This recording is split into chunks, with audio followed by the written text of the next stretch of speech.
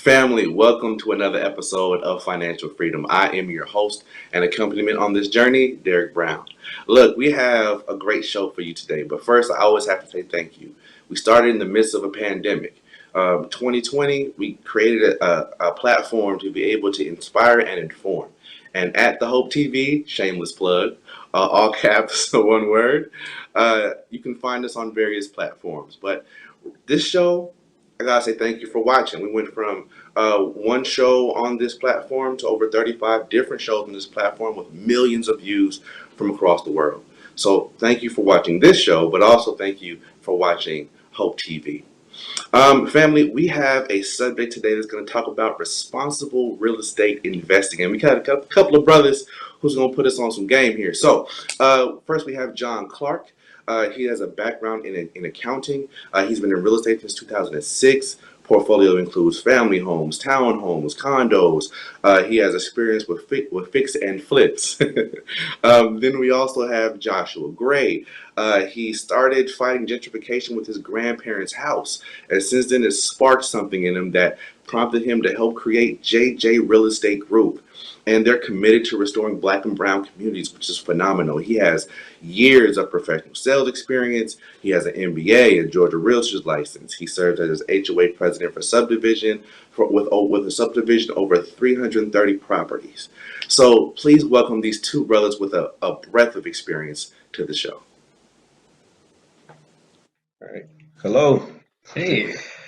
Fellas, it's a pleasure to have you. It really is. And it's a pleasure to see, especially two Black men out here in real estate doing it big. So I just want to say thank you for your time. I do know it's important. Yes, thank you very much for the invite on the show. We're definitely excited to come on here and share all the knowledge that we can and try to, encourage others to get into real estate and help in our communities. Absolutely. Definitely. And it is so needed. But let me ask you this, because when I look over your backstory, your history, one of you has a background in accounting, the other one has a background in engineering.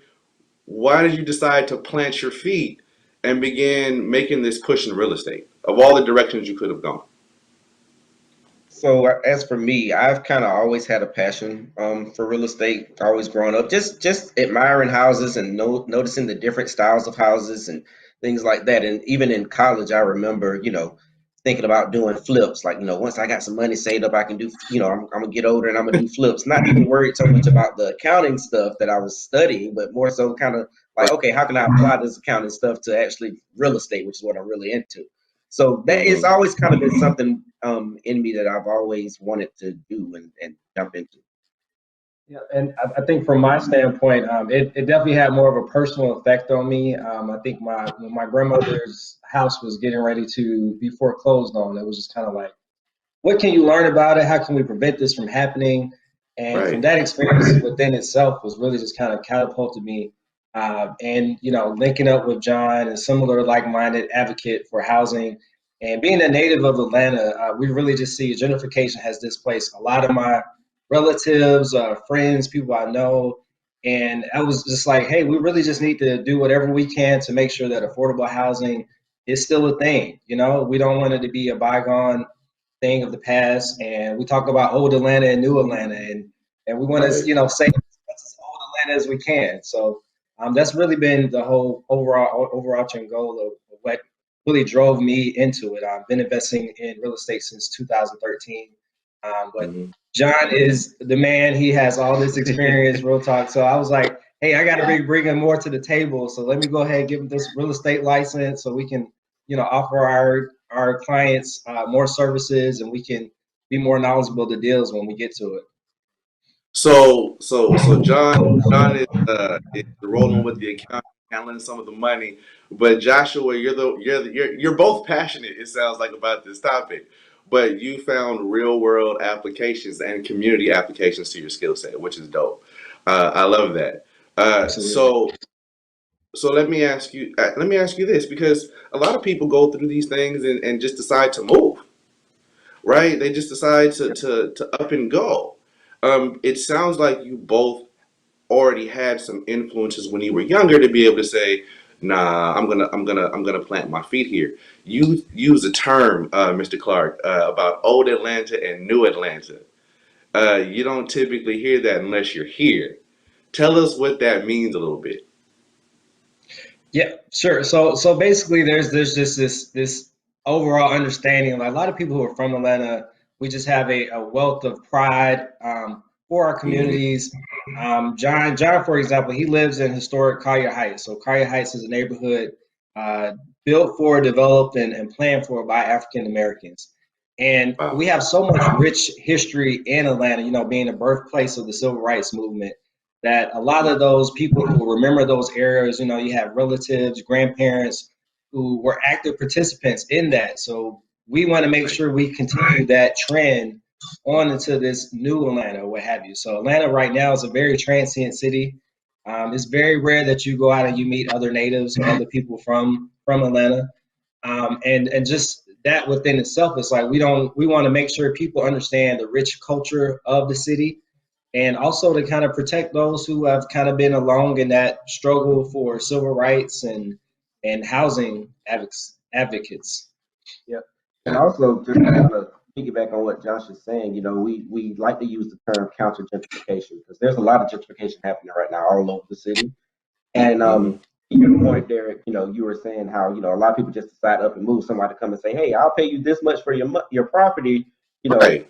like, I'm gonna take that money. I'm gonna run. I'll stay on the outskirts, get me something brand new. Or if someone's grandparents or parents pass away, Right. family decides to sell the house and split the money up. We're trying to help counter some of that and kind of educate people on the Right. importance of keeping these properties in these families, for Black communities in general, because Mm. people are coming in and they're basically lowballing you so that they can come in and make a whole bunch of money. They don't care who moves in. They're just trying to flip the house, make a whole bunch of money, sell it to someone that's going to come in and call the cops every time your kid leaves their bike in the front yard.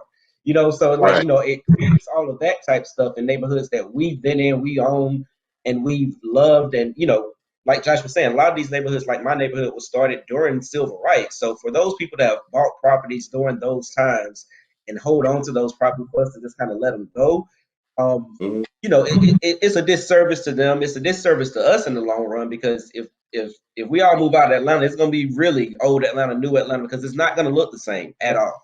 Right. Right. Of course not. So let me ask you this, because you brought up gentrification in a real world sense. One, let's define what gentrification, if you don't mind defining what gentrification is for us, and then also how it impacts our journey towards this one of financial freedom or wealth building. Sure. So essentially, it's just the displacement of one group of people to another area, and it can be an adverse relationship, right? So usually, another group is moving in and it's pushing out the people who are already there. And we talk about, and it's a phenomenon that's happening in most U.S. cities across the country. And I think extreme examples is like New York and Chicago, LA. These places are historically known for booming populations, and Atlanta kind of experienced a population boom after the '96 Olympics. And Right. ever since then, the population has been rapidly expanding, and we have thoughts and concerns with like our public infrastructure is not able to keep up. I mean, we know that from, the Mhm. bridges collapsing, Right. things of that, the traffic is, crazy because the city was not on target to, we weren't expecting to Yeah, rapidly it's a whole increase as much as we have been. right. Right. So with that, that adverse relationship and how it impacts our community specifically, we just see a lot of the communities. Your taxes will increase, and Hmm. most times a lot of people's houses are paid off. We talking about people, seniors who have been in their properties for years and they have reverse mortgages, Yeah. Fixed income, fixed fixed incomes. incomes, and like when someone comes in and your house is it's been worth around 100,000, $200,000, and then someone comes in and does this big huge flip next door, and the house is selling for $400,000, $500,000. They're going to make your property taxes go up, and if you're on a Mhm. fixed income and you can afford it, then they do go to the trying to get reverse mortgages, and or either they're trying to, just because they can't afford their taxes, they get kicked out of their house even though they own it. And so, that's one major effect. And then also, the effect of displacing other people in the community that have been staying there, but because, rents are going up everywhere, they can't afford to stay here. But a lot of people stay in the city because they don't have their own transportation. So they rely on public transportation. So then you're being displaced to move, forced to move outside of the city where you still don't have transportation, and you still got to try to make it to your job, but then they can't make it to their job. They've been displaced. Their kids are having to be displaced. So it just uproots communities and really disrupts, communities. It disrupts everything where, if people, people getting paid minimum wage to work jobs in cities, or low wages in general to work jobs in city. Imagine what that has to be for them if they're being displaced outside of the city, but they're still expected to work those jobs because the gentrifiers aren't coming in trying to work those jobs. They usually move down here, with their jobs, job transfers. Like their jobs were literally bringing them here. So the natives aren't necessarily competing for those same jobs, right? Correct. So there's a lot of that happening as well.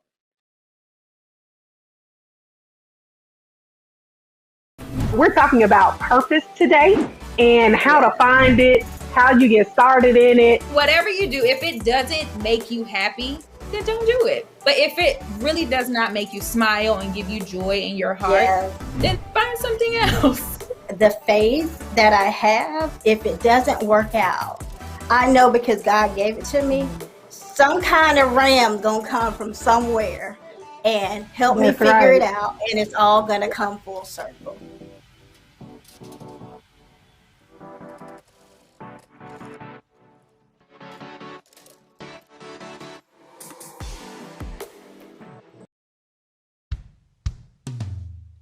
Hey world, I have a quick message. It's about safe driving. All right, let's go. Anytime you're driving, have the seatbelt buckled tight, both hands on the wheel and your phone out of sight. When not in your hand trying to text somebody back, because if you do, your car might get smacked. The moral of the story, just put your phone down. The people on the road will stay safe and sound. Put your phone down, put your phone down. People on the road will stay safe and sound. Yeah.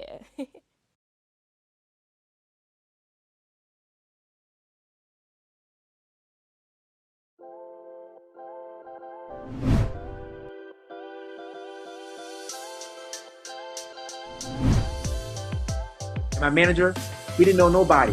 We just knocked on the door and made it work. So it was all about following my assignment. Looking on it now, because I understand what my assignment is, I was just following Christ as he led. You know what I'm saying? I always say you put Jesus Christ first, you'll never be last.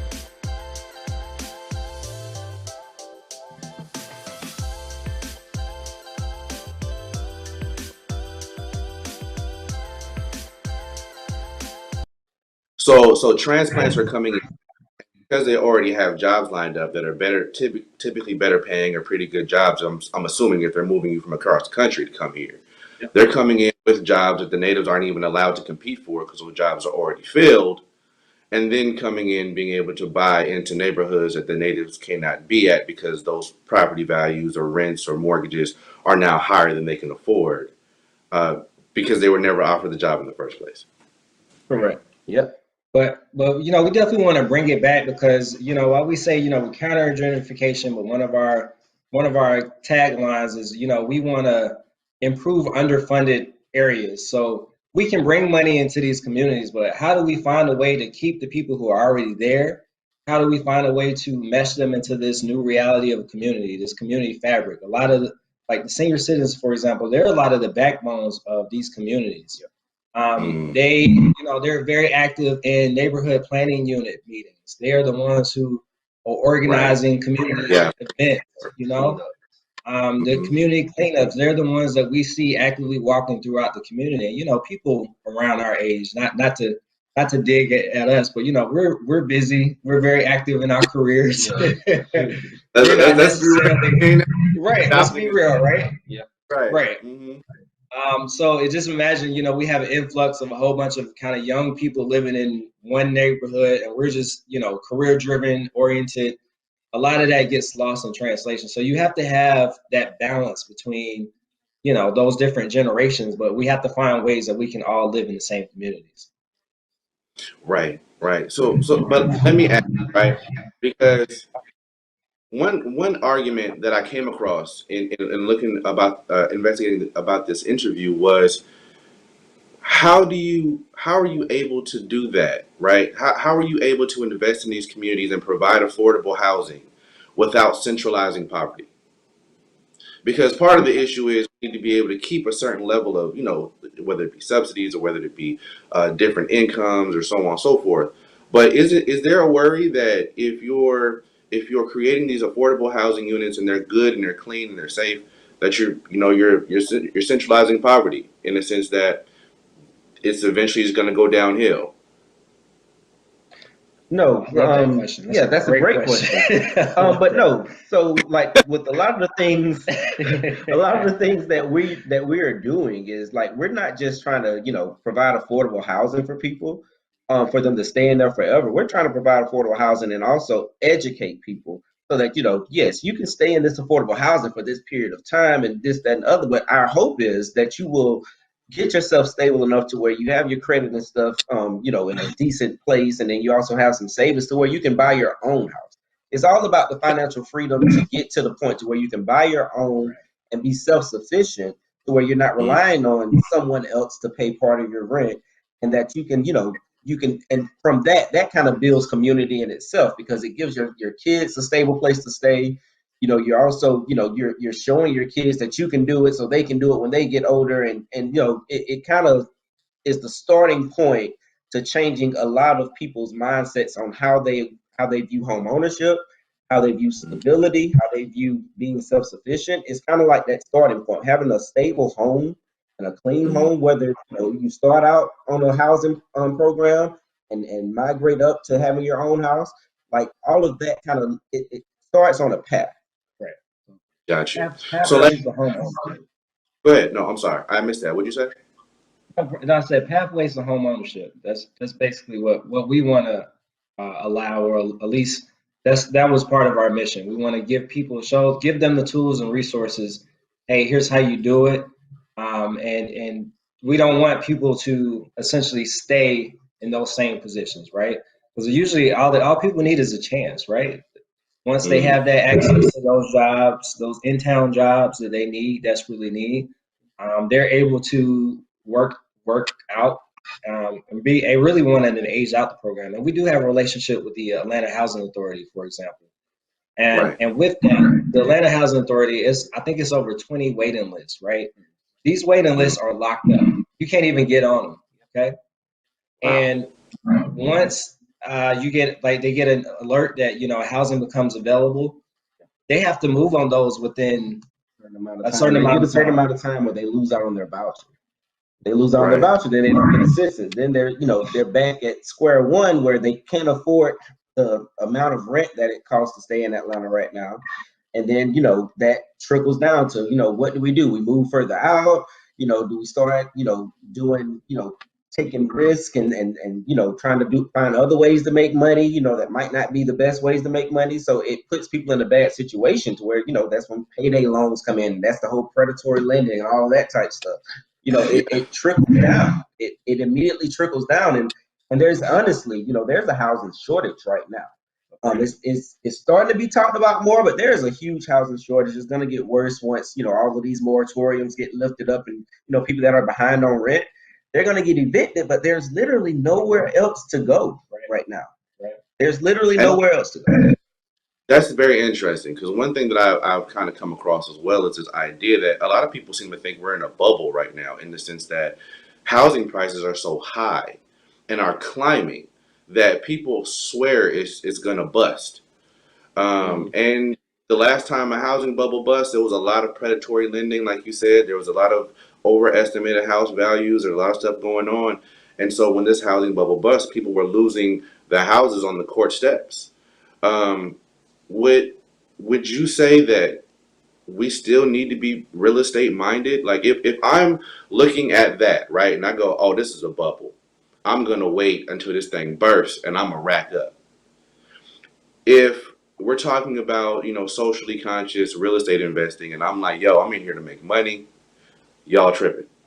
What is what is socially conscious real estate investing and how do you deal with those people who are just like, yo, man, I'm trying to make a buck? I mean, isn't that what real estate is for? Correct. And no, that is a very good question as well, because I mean, we're in business to make business well. We're not a nonprofit. Absolutely. So, but Right. there are still ways that you can make money. And like I said, really, we love the fact that we have a house on the Atlanta Housing Authority, that, you know, that we have properties with the Atlanta Housing Authority, because, you know, we are responsible landlords. So we're not just trying to do it just, you know, get the house. I'm not telling people don't go buy houses and rent them out, but get them and make sure that you're renting it out and being a good landlord to the people that are staying there, because you're going to make your money in rent. Like, you know, if that's what you're getting into it for, to buy a house and rent it out, you're going to make your money in rent. You know, if you're getting a house to, you know, flip it and this, that, and the other, then you start looking at other ways, you know, that most people think that's so much more profitable, and it can be, but it's also so much more harder when it comes to talking about flipping houses. Whereas, you know, if I buy a house and I rent it out, I'm collecting rent on it, making that money on it, but I'm also maintaining that house and maintaining the value of that house, so that later on, if I want to sell it later on down the road, it's really about the long game, not about the short term.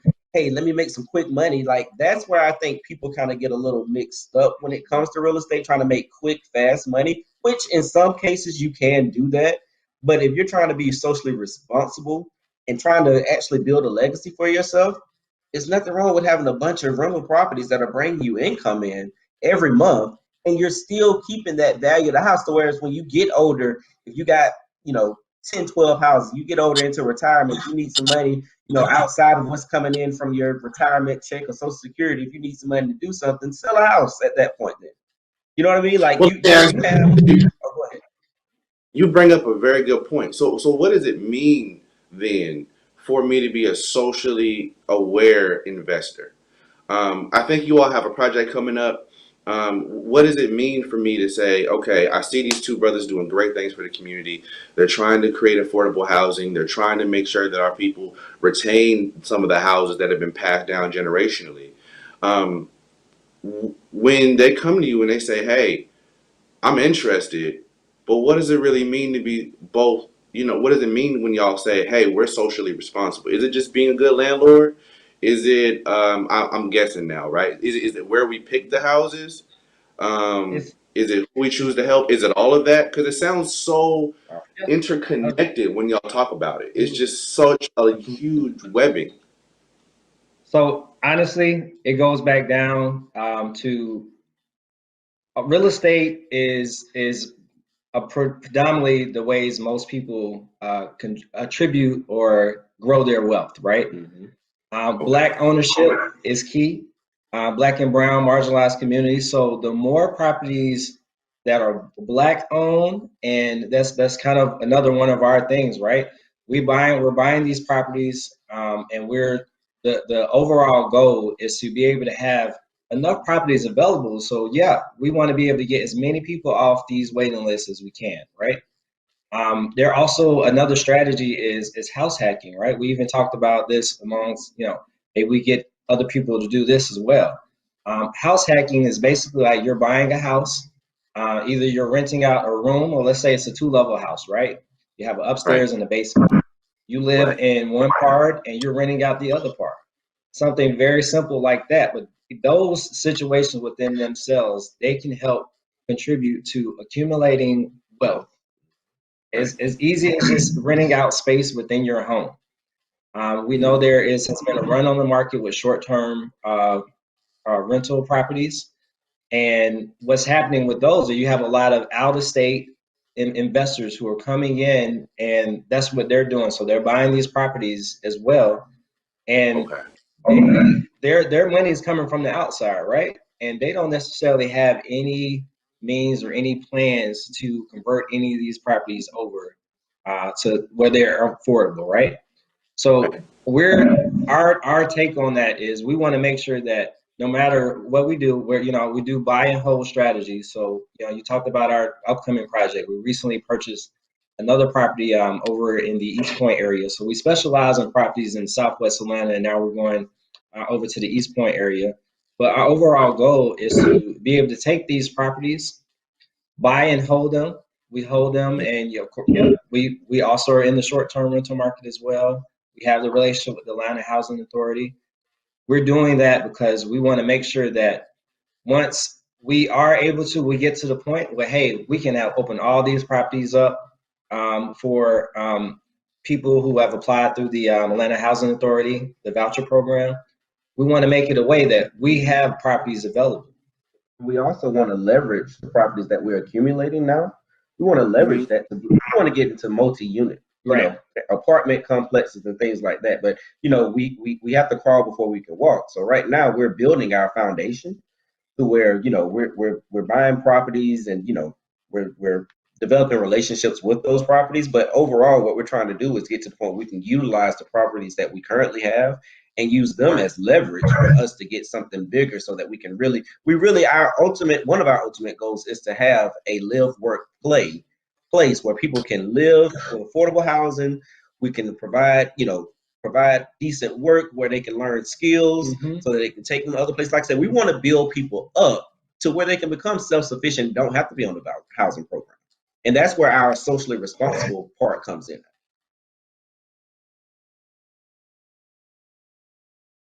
COVID-19 has taken things to another level in terms of health, wellness, nutrition, and we, especially our community, we have to be even more on top of things now, because we are the ones living with chronic conditions. Now is the time to make some of those changes we've been talking about, and it's time to stop talking about it and be about it.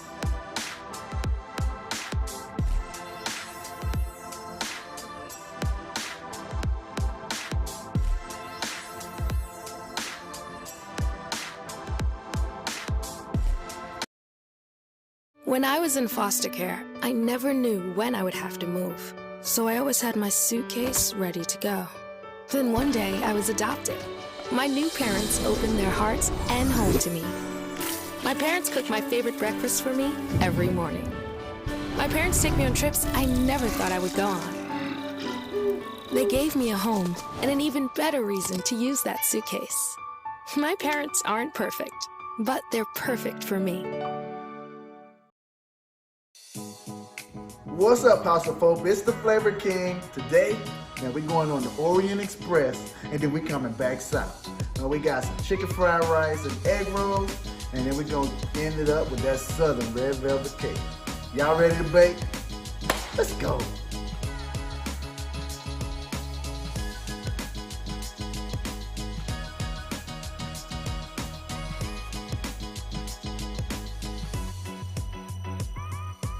Like I'm from the West Coast, but when I go back to visit, you're seeing more and more of these areas where you barely have to go 2 miles to find everything in that certain area.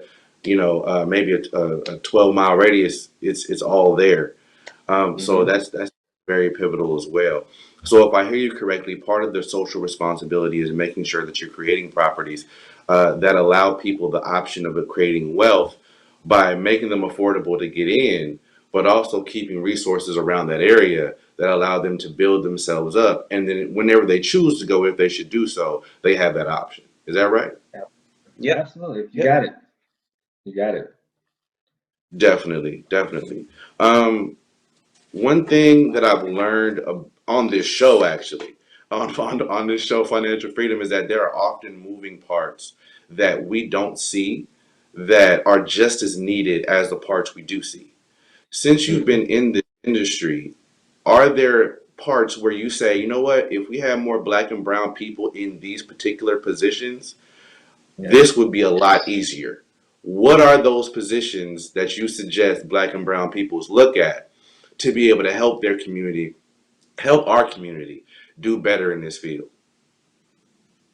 You want to take it or you want me to take it? I would say I have two in mind, but you go ahead. Top of my mind is, we need more Black banks and more Black support with financing this stuff. Because I feel like they would understand, Black and brown banks, because we actually work with a bank. Our current lender is actually led by a Latino couple. But yeah, so like Black and brown banks, because I think, talking to people that understand what's happening in these neighborhoods and why it's important to invest in it and why it's not just about profits, but it's about community. Talking to people that understand that could take us a long way. Gotcha. Also, go ahead. So that was definitely my number one, because we definitely need black people, black and brown people in those positions, but also contractors. Don't be afraid to go to trade school, people.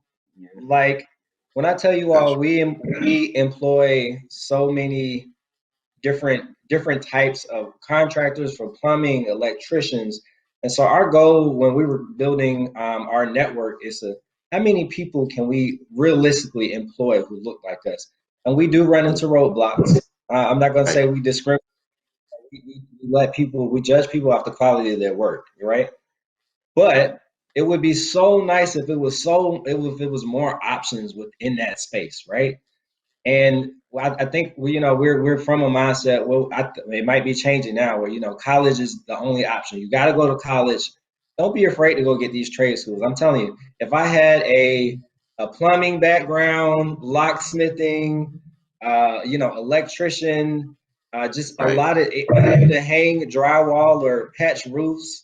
And also, if you're not hands-on, also becoming a general contractor. Yeah, that's just GC. Project management. And so many people out here doing project management for corporations, but being a general contractor, you're really just piecing it all together and sending out other people to do the work for you. And I mean, going to trade school to get that general contractor license, that as well is something that's very important. Yes, you need to know about some of the stuff that's happening in the houses, but you don't have to know how to do it. You need to just know how to organize it. And keeping things organized, staying on budget, giving people that real customer experience, which is what a lot of people are doing in corporate America for a lot of corporations. You could use that and become a general contractor yourself, and it's just project management just for real estate, Yeah, I'm about right there. Oh, I ain't even know. You said general contract. Yeah, I'm gonna have general contractor. Look into it. Yeah, look into it. Yo, because one thing that I noticed, I was looking, and we only have a few minutes left, so I'm gonna wrap it up. But one thing I noticed is the lack of general stuff like handyman. Like it's hard to find a handyman nowadays. And then I had someone who let me know, hey, I found this guy who actually runs a school because he found that there were no handymen. And when I look back over it, like I have a couple of college degrees, but when it comes down to it, when you hold a trade, you always have work somewhere. And I think that's badly underestimated. I think you're dead on with that now that you bring that up. If you're a barber, a plumber, electrician, HVAC tech. all those things, HVAC tech, roofing, a mason, you always can find or create work for yourself somewhere because you are your skill set. But yeah, that's really, I'm gonna check out general contracting. So let us know too. Look, I'm following you already. So look, before we go, tell us two things. One, your latest project you're working on that we can look into, and if anybody sees it, they can come find you if they want to invest. And two, where do we find you at? Okay, so currently, like Josh was saying earlier, we have a real estate project that we've closed on last month that we are actually in the process of getting up and running so that we can, we have a campaign to raise funds to get the rest of the money for the repairs that are needed for the property and things like that. And you can actually invest with us. You can check us out on our website at www.jjregroup.llc.com. And we have, information there if you want to ask us questions. We have a form if you want to inquire about anything, to reach out to us. We'll definitely answer any questions and let you know about our current investing project that we have, because we invest, give you a guaranteed interest rate of return, set the parameters on, the principal amount and also with the terms of it. And, you can invest with us. Yeah, and I was just saying, even on our website, we have all our social media links on there as well. We do have a YouTube channel, and we did our very first project, which is on the Atlanta Housing Authority.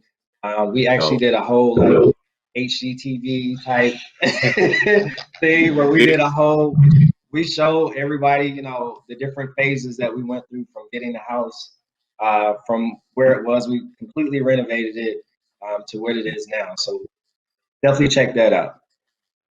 Yo, man, I love it. I love it. Yo, fellas, thank you so much for your time. I know time is valuable. You could have been anywhere, and you chose to give me a little bit of your time. So thank you so much. Also, thank you for that side hustle I did. Me and a couple of my teammates are like, yeah, thanks, Jay. Thanks, I appreciate it. Yeah. So thank you so much for coming on the show. And we just appreciate you being here. All right. Thank you as well. Ladies and gentlemen, this has been another episode of Financial Freedom on socially conscious real estate investing. Check these brothers out. They're worth your time. Ladies and gentlemen, as always, thank you for tuning in again, and be safe out there.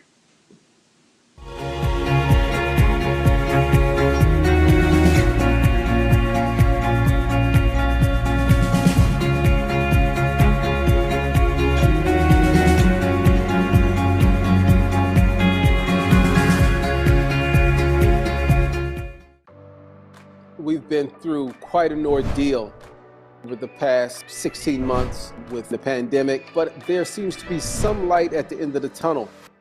People of color have been at the forefront of developing the vaccine, and we should try to educate as much as possible our African American and brown communities to get out and get the vaccine.